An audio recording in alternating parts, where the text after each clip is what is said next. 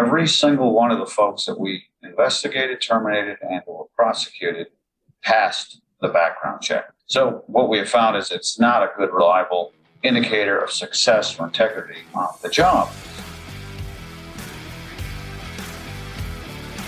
Welcome to the Circuit Magazine, the #1 source of information on protection matters, the industry-leading magazine for all security professionals who want to stay ahead of the game.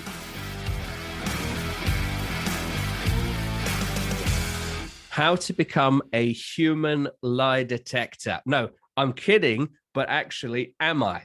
Today, we're going to be talking with Alan Saquella, formerly head of investigations at Cox, now at Embry-Riddle University, and previously with a career in government. He's got the skill set to look at interrogations and lie detector tests. He's taken it to the corporate world. And today we're going to be looking at its application in the round to EP, including wider topics like background checks, but also the skill set involved and whether or not we can replicate it through technology. I'm here with Elijah Shaw. Elijah, is this exciting in this crimbo limbo period? First of all, I need to know what crimbo limbo means, but it's the period in between Christmas and New Year. Oh, okay. I'm a little bit off on that one. Yeah, I mean, I think the wonderful thing about the Circuit podcast is we bring all these different views and opinions and perspectives from all around the world. And particularly when we get these subject matter experts that, that operate in an area that, maybe we don't spend a lot of time in. And so when you think about, lie detection, when you think about the things that you that have to come into doing a successful background check, whether that's vetting potential staff, whether that's vetting the potential client, all of these things come into play. And so anything that makes us better in that is ultimately going to make us better protectors. I like it. And do you think, there's often been a complaint that some clients simply want EP and they don't know what they're buying, but equally, some EP teams might rush the vetting process to meet the needs, which are very, very short-term requirements. 100%. And I think part of that is just the lack of knowledge. Unfortunately, we see when that goes wrong and then it hits the headlines and then people go, oh, why didn't they do their due diligence? We are a brotherhood in the sense that if someone is referred to us, we put a lot of stock into that. However, there are some boxes that we really need to check strategically in order to, cover our own asses. And one of the things that I know Alan is a big proponent of is, and this might sound harsh, but a clean rap sheet doesn't mean they're not offending. That just means they haven't been caught. Now that is guilty until proven innocent. I know that's a bit of a different thing, but it is an interesting way to look at it, that unless you do some sort of personality profiling or intent profiling, I don't know, through lie detection or other means, it's going to be a bit tricky. Obviously, this is Minority Report, and it's not the first time we mentioned Minority Report on the Circuit podcast. I do know that, but I think that we're onto something. This festive period, do you think people are going to do due diligence whilst they've had this bit of downtime? Well, one would hope so. And maybe, after listening to this episode, listening to him talk and getting his perspective, you go, oh, well, you know what? I wasn't putting as much emphasis as I should have been on these areas here. And again, I circle back to the fact that we see the horror stories. We'll read, the paper about, hey, this person did this, or this person did this, and they go, we didn't know. However, if you dig into that person's history, maybe there were some red flags. Maybe there were some pre-indicators that would have let us know. And so anything that gives us additional insights to help ourselves be more effective as a team or help us make better judgment decisions, I think is a plus. A plus indeed. And let's bring the spirits up. I know it's in between Christmas and New Year. So wait, what did you call it again? Crimbo limbo. It's that limbo period. No more IPSP, no more Christmas, and only a little time till New Year. We're going to have to lift people's spirits, keep the party going with interrogation and the effect for the EP community. Let's hear from Alan Saquella, great friend of the industry. Looking forward to it.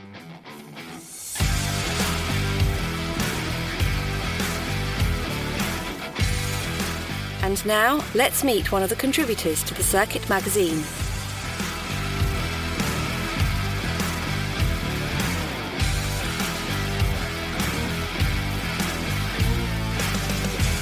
Checking the suitability of candidates in the security sector using technology. Today, we're here with Alan Saquella, Professor of Corporate Security, Security Investigations and Interrogation at Embry-Riddle Aeronautical University College of Security Business and Intelligence.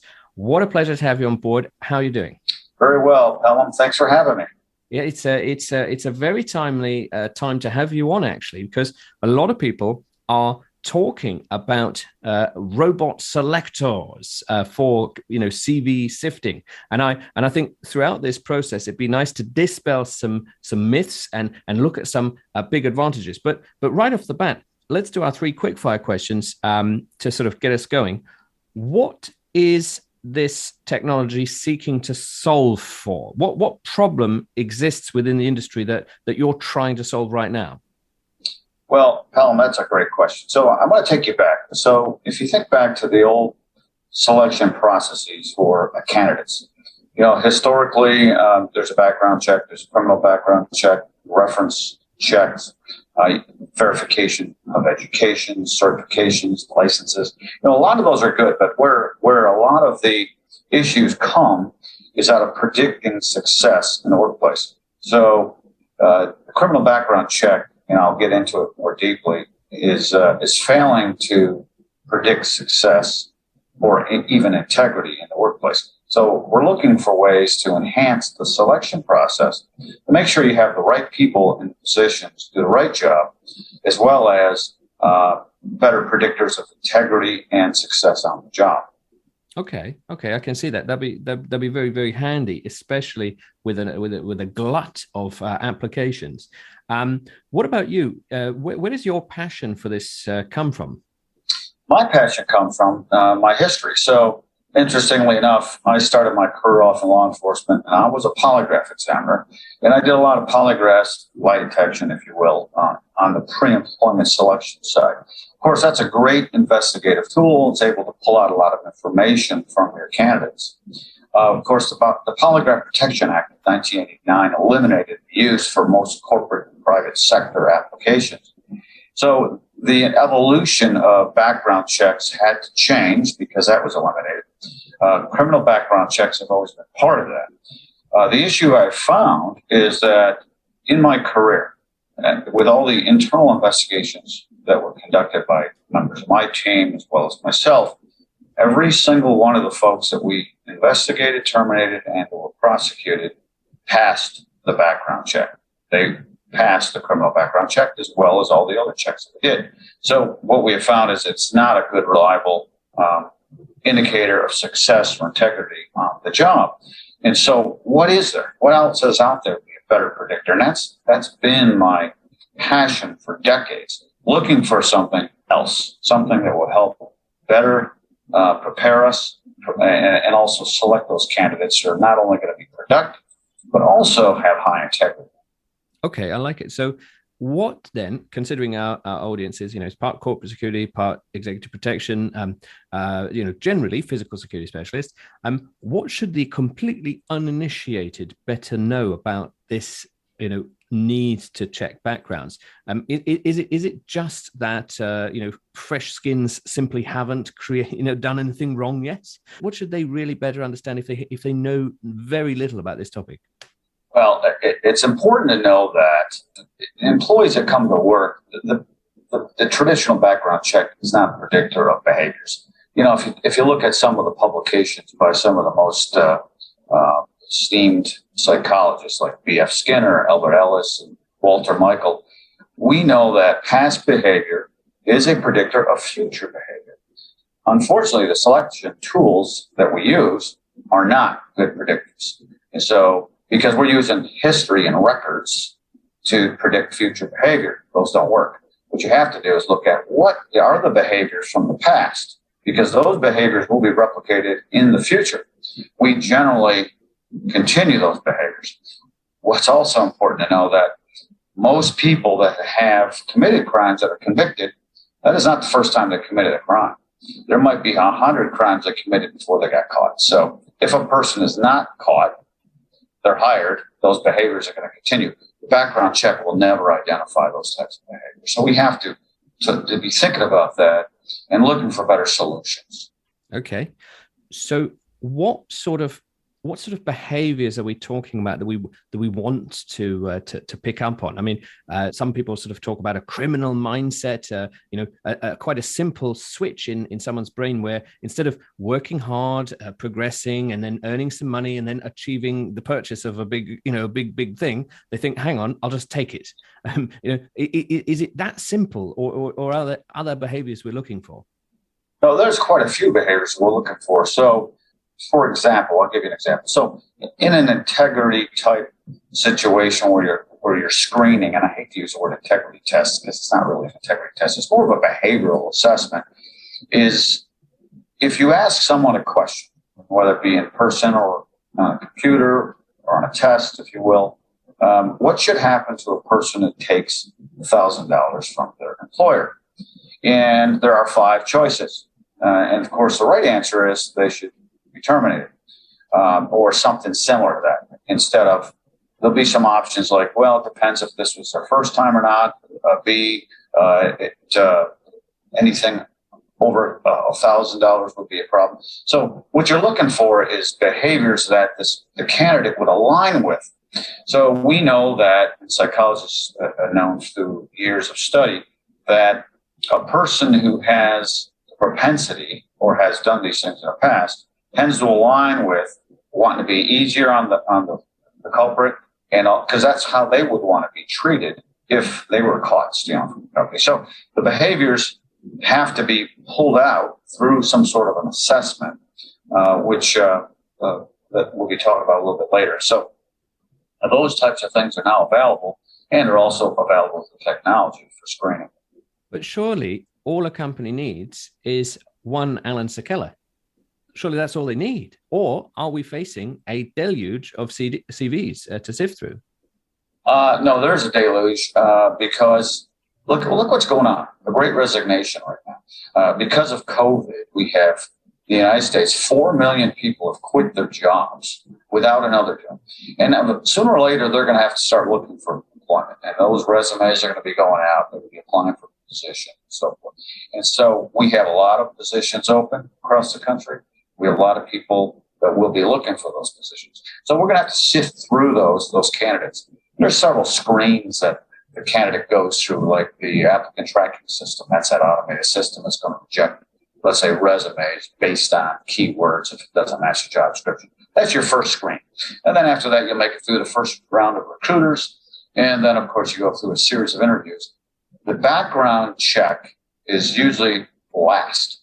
And the reason it's last, one, it's both because of cost, but it's also because of most recent regulation. So federally, and our federal laws required the removal of asking if they were convicted of a crime. That has to come at the offer. So it's contingent based on an offer. We're going to do a background check on you, but here's your offer. If you clear the background, of course, you'll be hired.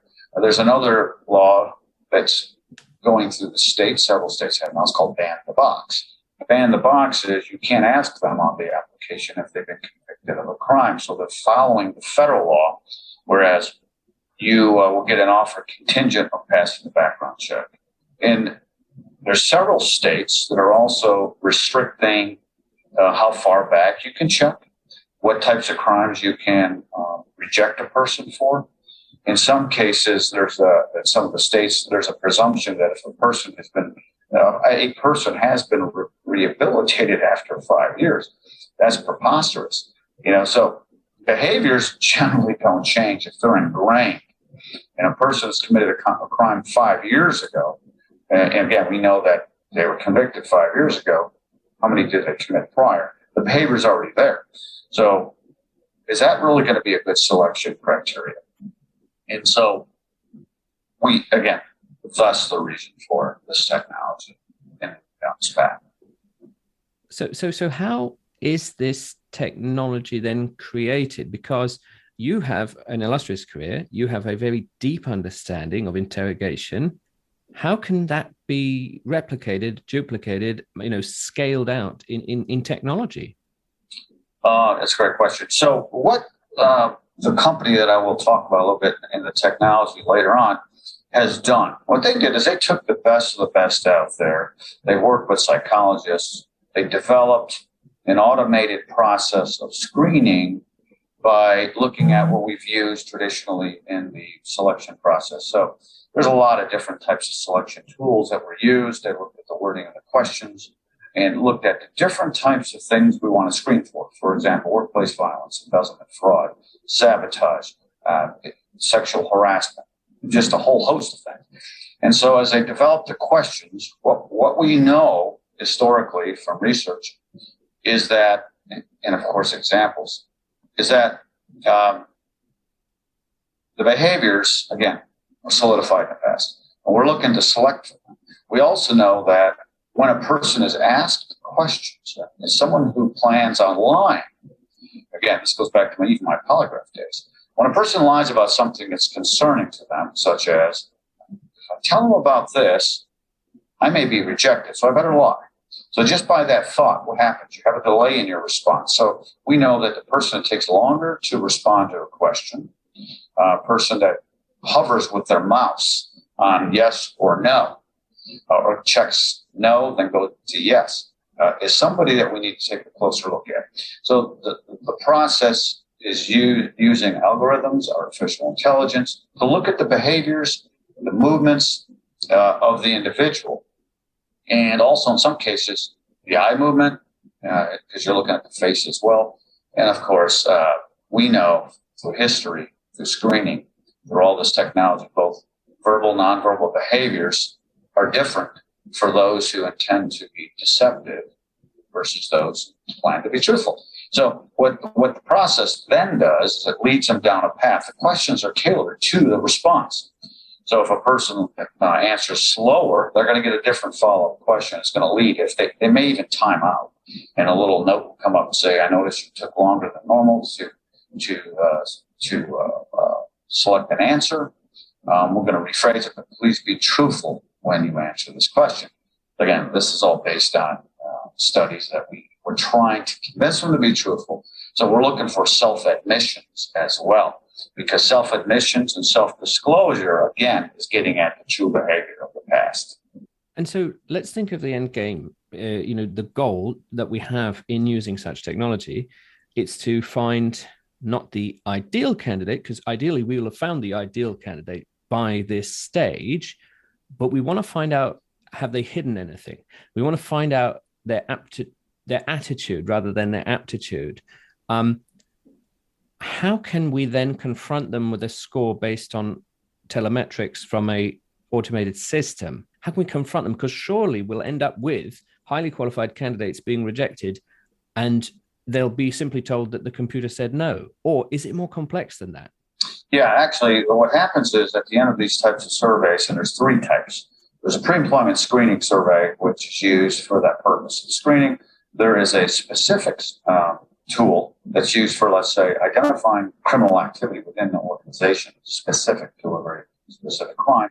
Or if a company wants to just see the overall temperament attitude of the workforce, they can do what they call some sort of random screening. So in each case, what happens is a person gets categorized in a green, yellow, or red, a bucket, if you will. If they fall into the red, that's like in a pre-employment setting, that would be an automatic rejection. And so that, again, is based on a lot of valid and reliable studies of this technology. We know that that person has a high propensity of repeating past behavior.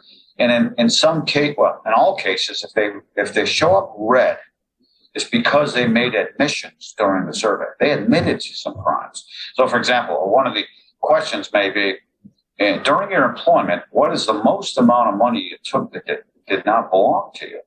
Well, and they give you 5 choices. One is 0, the rest are different dollar amounts. If in their incremental, the person says they took $1,000 in cash, that's a self-admission. And there's other questions related to workplace violence. Have you ever punched somebody at work? Have you ever, whatever, different choices. Again, the the self-admission shows that there's some problems with that behavior. And that's not somebody you want to employ. Now, those who fall into yellow are the ones that will have follow-up. And so they would be contacted by the HR organization and or whoever is doing the screening to get some additional follow-up to questions that might have categorized them as yellow. Green means they're hireable in a pre-employment setting. And in an investigatory type setting, they're going to still fall in one of those categories. The investigators then going to use the reds to do a follow-up in-person interview, may lead into an interrogation because they might have made some admissions specific to the crime at hand. And yellow may mean they might not have been involved in the crime, but they have information about it, or they witnessed it, and they know who is doing it. So again, that may also require an in-person interview. So the technology is a tool. It's like anything. It's like cameras. You know, you have cameras that have now video analytics and also facial recognition. They give you a better and clearer picture, but we also know that depending on the angle of the camera, you don't always see everything. So there's still going to have to be some human intervention and follow-up to validate what's being interpreted. And so I'd be interested. I know you said that in 1989, polygraphs were less desired, shall we say? But how does this technology hold up against that, in your opinion? Not the opinion of those who have discounted polygraphs, but in your opinion, how does it compare? Well, that's a very good question. So let me give you a little history about polygraph. So polygraph is basically a tool that records what's going on inside your body: heart rate, blood pressure, galvanic skin response, which is respiration at the fingertips, as well as respiration.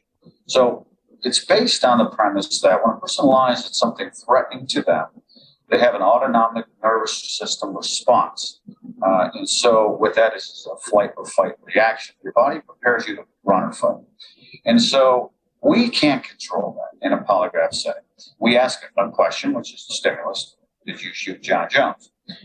If he shot John Jones, he's going to have an autonomic nervous system fight or fight reaction where I'm going to see blood pressure, respiration, sweating, activity responses on the polygraph.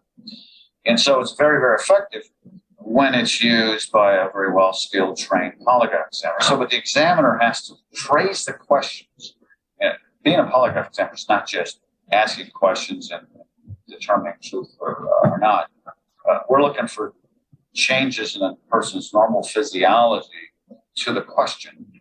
And of course, the response will show up on the chart. And then we compare that to a control question. So I know I'm probably confused you. It's probably way over most people's heads. I mean, the polygraph itself is also an investigative tool. It's not the end all. It does have some significance and reliability depending on the type of exam and also the skills of the polygraph examiner. The polygraph takes a lot of time, a lot of resources, money to screen. If you're going to do a pre-employment screening, so here's the differences getting to your question. Polygraph may take, a pre-employment polygraph can take 2 hours for a low-level position, and maybe a half a day depending on a law enforcement polygraph screening. In some cases, a full day. It's a high security level screening. This technology expedites the process.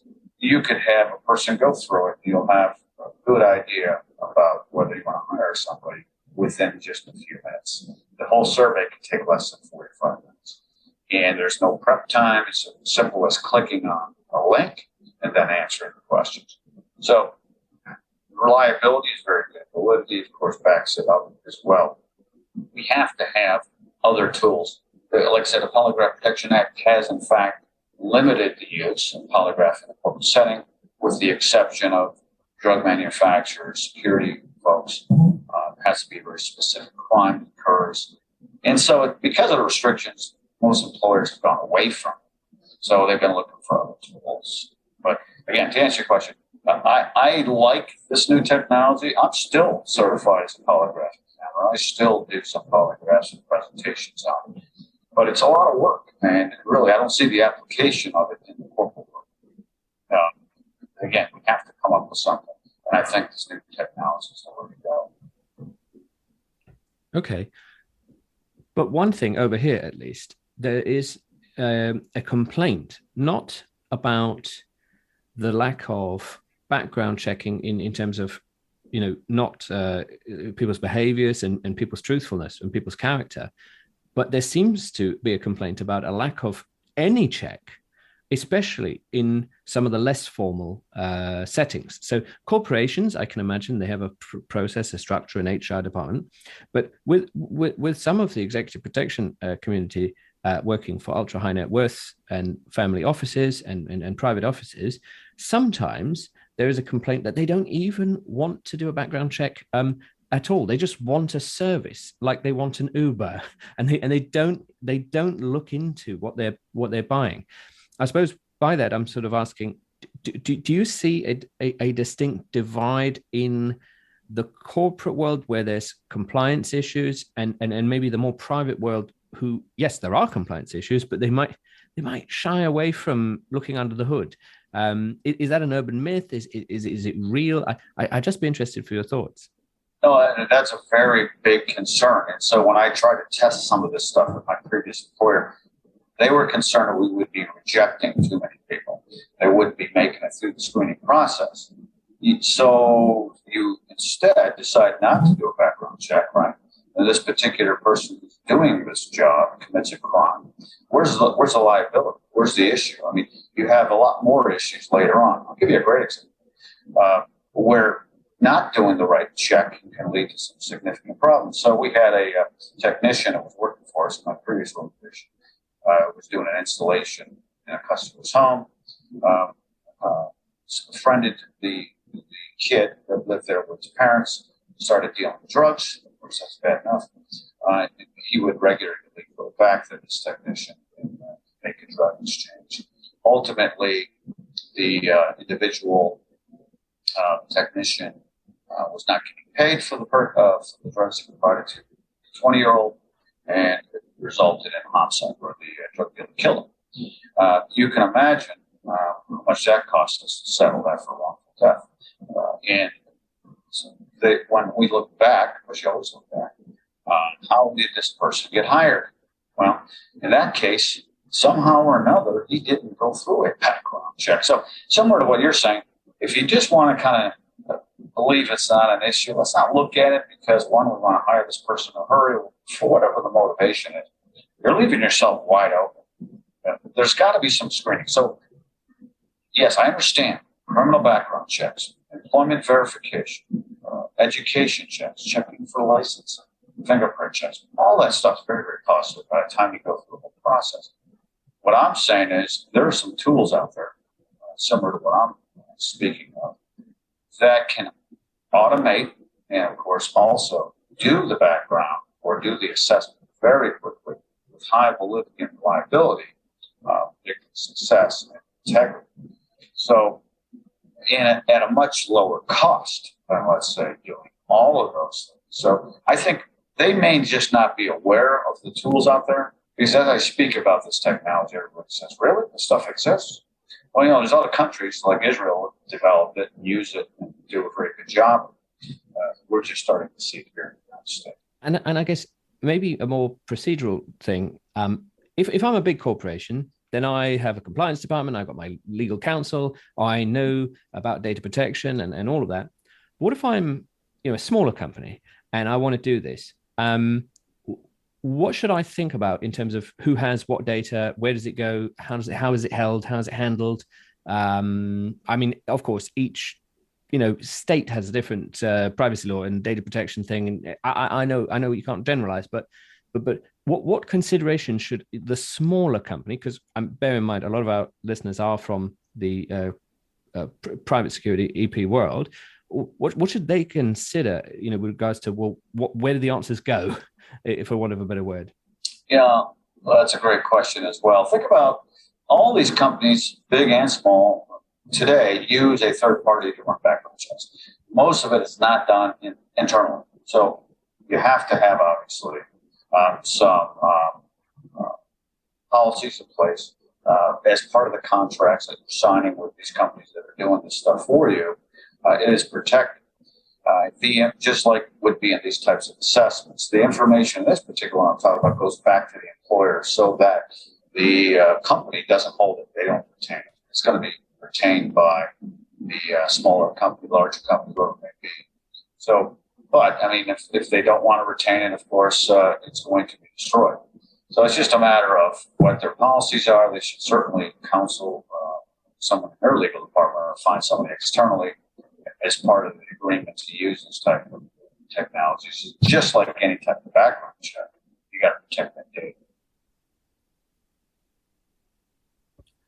And how does this compare to personality tests? Because many people have been through some sort of HR process where they've said, right, we want our team to get on a little bit better. Let's send you through Myers-Briggs. And you know, there are other things to do with color or emotional intelligence. And I think there's a Goldman's EQ test or something like that. But how does this compare to that? Because I guess at the end of the day, we want to, you know, find out undesirable traits, and maybe Myers-Briggs is not about desirable, undesirable. It's literally about, let's understand how an introvert will, you know, get the best out of their work experience, and let's understand how someone that judges more than perceives, and blah blah blah. You know, but how does this compare with that?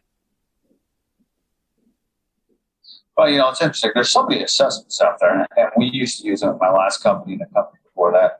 It's really what you're trying to get at. And most of these assessments that you're speaking of are very good at looking at how people work together, leadership capabilities. And again, they're going to be used, and they have quite a great deal of success as well. They compare in a way that they're very reliable and, of course, are valid.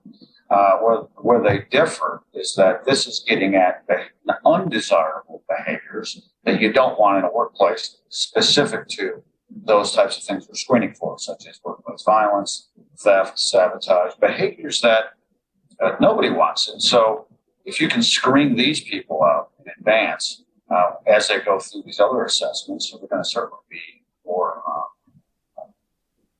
amenable to developing and becoming a reliable, good working employee. Okay, no, that's fair enough. That's actually very clear. Actually, as I was asking the question, I was suddenly thinking, oh yeah, we're looking at working better together versus criminality. It's a little bit different. Yeah.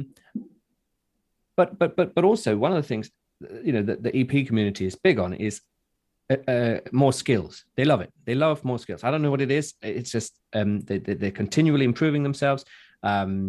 Maybe some of their backgrounds mean that they're particularly good at learning. I don't know. I'm not trying to blow smoke at our community, but they love developing themselves. So aside from the technology, looking at you and your career in investigations, what should they do if they wanted to start to bring some of that skill set into their wheelhouse? How can they start?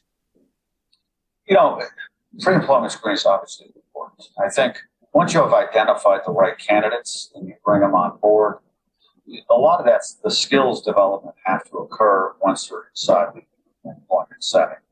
You know, we're seeing it in education as well.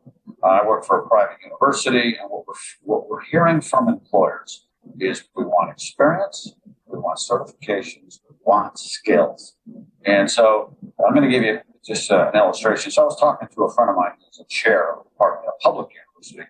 As I was explaining to them what Embry-Riddle's doing, we're providing certifications, skills training capabilities. These kids are coming out with very remarkable skills. And this particular chair said, we don't want to do that. That's not our focus. We want to teach our students to think. We don't give them skills. We teach theory. Well, that's great. But they come out with no skill set. We don't know where they are, how they're going to fit. And so the marketplace is unforgiving to candidates. They want skills. They want capable people. They want experience specific to the whatever they're looking for. So we as a society, we as a nation, we as employers need to be thinking about doing that and doing what we need for these companies and these people. We owe it to the next generation coming into our industry. You know, it's interesting also, I did a presentation, I was interviewing another situation about Gen Z, the next generation, of course. I didn't know a lot about Gen Z, so I had to do a little research, but what I found out was Gen Z was raised during the Great Recession. So they saw a lot of their parents lose their jobs. They're working on tight budgets. I'm excited about Gen Z because these kids are coming up with, they want loyalty and they're looking for job security. They like to differentiate themselves from the generation before them. So I think I'm excited about that. I look forward to seeing them come in because they're a lot more open-minded to development, skills. They're looking for those certifications. And of course, that's going to help us on the entry level. Mid-level, a little bit different. But I think overall, we just have to start putting together tools that are going to help us screen out the undesirables and start developing the skills once they're employed. But what if someone wanted to be like you specifically? I have to ask this because you're here. I know maybe some of the polygraph screening opportunities in the world are diminishing because of tech and because of laws and whatever. I know. But I mean, I once picked up a book and it talked about look at the eyes. The eyes look down when they're feeling or imagining something. They look up when they're doing something else, and they look left and right. And maybe some people will go down a bit of a hokey type of path if they pick up the wrong book. If they want to be like you specifically, what can they do? Well, certainly they're going to have to do formal education. For sure, you definitely want that. One of the things that I specifically focused on, especially in the pre-employment aspects, and looking to help employers with employees, is understanding human psychology is very. At the university I teach, they have a psychology department as well. They teach detection of deception. So you have to start setting and getting your mindset on. Humans are going to continually to rule. Someone has to develop, design, and invent these computers, these systems. And so we're always going to be there. There's going to be a human element. So to get into this field, get into this world, get involved with what is necessary to be able to be successful in investigating pre-employment screening, dealing with humans. And then, of course, look for opportunities, especially coming in, to find a mentor, find a strong mentor who's going to be able to align with you, meet with you periodically, and help guide you through the career path. It's one of the things I do on a regular basis. Throughout my career, I'm always taking on mentees, helping them develop, because I want to give back. I'm not going to be in this industry forever. And what's going to be behind me? And so I want to leave a legacy. And so development, formal education, find a mentor. Then look to be the best in whatever you're in. I tell my daughter, I tell every kid that I'm mentoring, don't just be average. Mediocre doesn't cut. Get into something, be passionate about it, and soar with your strengths. There's a book out there called Soar with Your Strengths. And so forget about all the stuff you're terrible at. Focus on the things you're good at and then be the best. And of course, you are going to be the best over time. You're going to be an expert if you soar with your strengths. Great sentiment. Love it. Well then, what's next? What's next for you? We're sort of coming up on 2022, and lots of interesting things in the news and in the world of security around the world. What about you? What's next for you? I spent a lot of time in, of course, corporate world, Polygraph, part of that. For me, it's giving back. I like education. I taught when I was a graduate assistant. I didn't know anything from anything. And so, but I knew one day I wanted to give back. And I do it in a way of mentoring and continue to do that, helping kids build their LinkedIn profiles, writing their resumes. Of course, now I'm teaching with real work experiences that I can share with the kids. And so that's next. That's certainly going to be on my forefront here until probably I retire. But in addition to that, I like to also help the industry. And so I keep my hands in the security consulting arena, as well as working with this company, Forensics, which is the company I talk about that does a lot of this stuff. So if you're interested, certainly forensics.com, more about it. But I'm going to keep my hand in the industry, and I'm also going to stay in education so I can give back. I like it, and I really love the work of Embry-Riddle Aeronautical University. Had some great speakers at events from the very same university, and of course you've very kindly spoken at our events before, which is fantastic.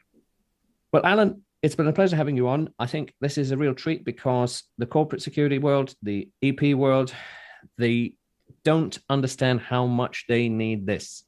And maybe they don't understand how much they need your skill set and the skill set provided by technology. I think massive questions that we could keep on going and asking, but I think this is a very, very good tour de force around the subject. Alan, it's a pleasure to have you on. Thank you very much for your time. Alan, thank you so much. It's always a pleasure speaking with you.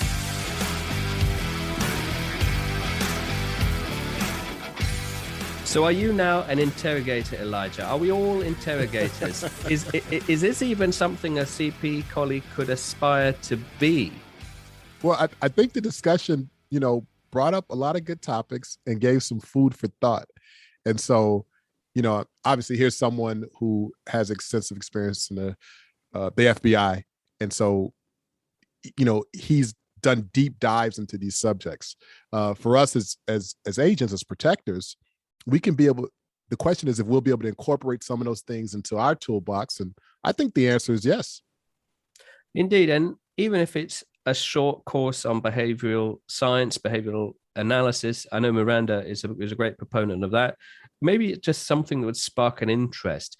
And that idea that perhaps a lot of people have yet to commit something in plain sight, they've yet to be caught, doesn't mean they haven't done it.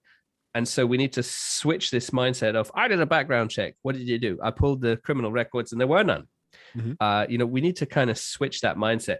A little bit like developed vetting, which is what the UK does when it wants to really do some nice vetting of its government staff.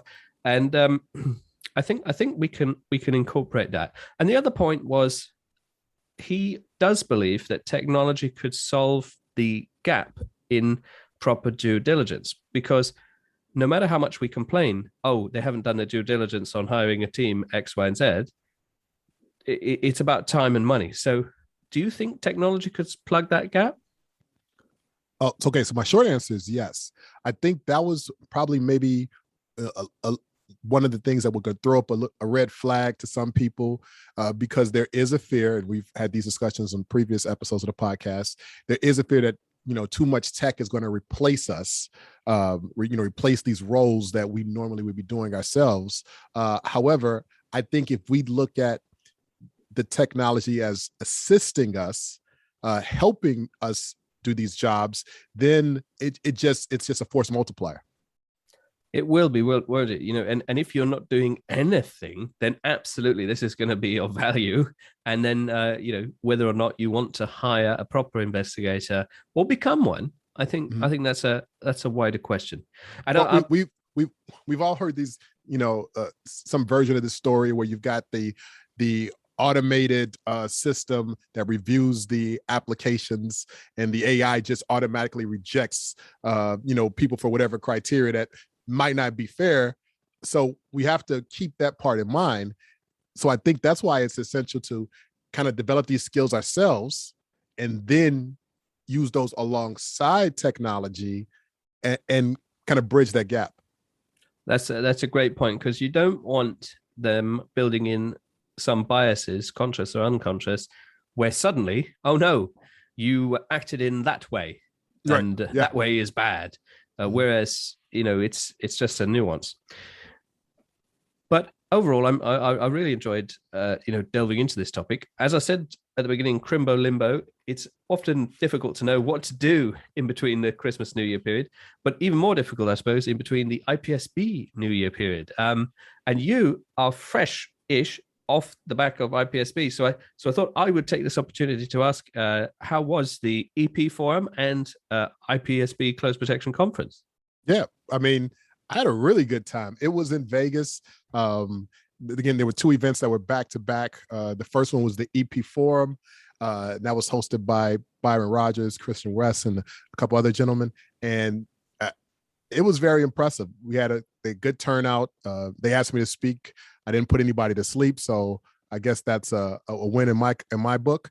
And then after that, moving into the greater conference itself, the turnout was massive. I think it was over 600 people, and I think that was a direct result of everyone having been siloed because of COVID. And so, coming back out, the world reopening up, knock on wood, I think people were just excited to get out, see each other, communicate with each other, pass their business cards, network, and also learn something new. And I think that happened over the weekend. And I was able to watch remotely one panel that you're on talking about online learning and in-person learning. Oh, yeah, that was kind of a fiery one. That was quite the panel, wasn't it? Lots of opinions, and even sometimes I felt to say hybrid was offensive to some people. So whatever you say, I feel it's going to ruffle some feathers. Well, I think that speaks to the fact that our community it spans a lot of different thoughts and processes and opinions, and so particularly at something like that where you have these different schools of thought, no pun intended, in the same room, and people can be like, hey, I'm right, or here's a different way of looking at it, and I think even though there were differences of opinion, everyone was still civil about it and left learning more than maybe they walked in the door with. They did, and lots of content, lots of food for thought, and I really feel that perhaps the community moved forward, not least because it got to meet each other again. So many happy faces. But what's next for you? Are you making the most of the Crimbo Limbo? Are you getting ready for New Year's events? This is a welcome, and I just got off an assignment 2 days ago, so this is a welcome period of downtime for me. I usually don't even get that during the holidays, and so I am taking it in stride. So on the other, outside of doing this podcast and a couple more recordings we have to do for some future stuff with the circuit media, I'm not going to do much until New Year's, and then I'll just be prepping for the next year. Love it. And that maybe is a great adage. Prep for the next year. Do your due diligence on yourself, on your life, on everything. I don't know. I'm making a segue from today's interview. You do the best segues, bro. I just got to tell you that. Sometimes they have to be brutal. I don't know. Those are called smash cuts right there. There you go. I like that. Smash cuts. See, I taught you Crimbo Limbo. Now you taught me smash cuts. There you are. Let's take this opportunity to thank the community for all their hard work and support this whole year. It's been great on the NABA app and the BBA Connect app and on the magazine, on the podcast. All of you, you've been awesome. This is our 50th episode, so that is really great that's news. Amazing. 50. Can you? We started with episode 0 as well, so technically it's it's amazing. I've really enjoyed it, and I really look forward to what we've got in store for 2022. And here's a great thing. Again, I was just on an assignment, and one of the agents that was with me, I looked down at his iPhone, and he was listening to the podcast on it, and he was listening to a previous episode. He was like, "Yeah, I'm just playing catch up," and I just thought that was great, just because having this body of work now, like you say, 50 episodes here, and while we want to remain topical, the episodes have a timelessness to them. They're things that you can go back, listen to, still get something out of, and they don't have to be listened to in chronological order. And so our hope is that we move into the new year, and we'll have a lot of fun stuff coming up there, a lot of exciting guests, and a lot of engaging topics. Love it. Well, thanks to today's guest, Alan Saquella. Let's thank our co-hosts, Sean West and John Moss, for being such awesome colleagues this entire year. So from Elijah and myself, this has been another fantastic edition of the Circuit Magazine podcast. Happy holidays, all. Happy holidays. See you soon.